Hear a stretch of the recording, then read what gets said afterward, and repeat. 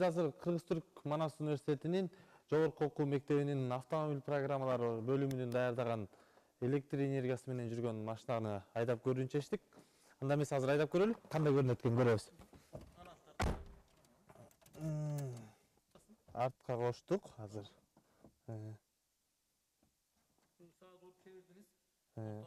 Бул жак күйдү.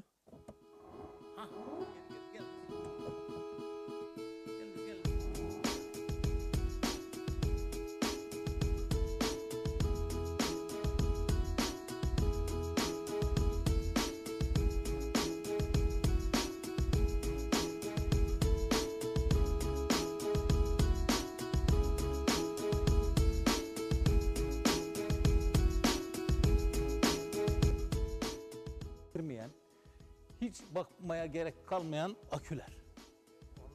5 yıl. Biz bunu hiç ellemeyeceğiz 5 yıl. O tür bir akü aldık burada. Biraz daha pahalı oldu. Yoksa daha ucuzları var. Aracın tamamı bize işte 10.000 dolara yakın bir masrafı var bize. Ama biz tabii bu bir örnek çalışma. Her gün 2,5 saat doldurabiliyoruz. Biz bunun daha gelişmiş teknolojileri de var. Yani 5 dakikada şarj eden tipler de var. Ama o zaman şey yükseliyor, maliyet yükseliyor.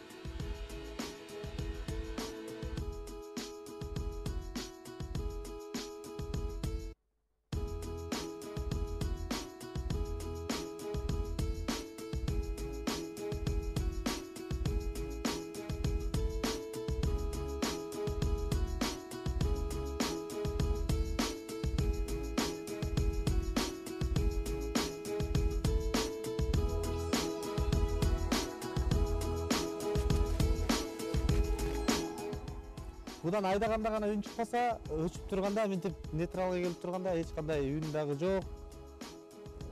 Жөн эле өчүп турган машинада экен да. Мындайча айтканда, бунун экологияга эч зыяны жок. Биздеги жана жол чырактарга келип турганда, машинаң өчүп турабы, күйүп турабы болгону бул ичинен гана жарыгы билип турат. Кайрадан артка айдап көрөлү анда биз.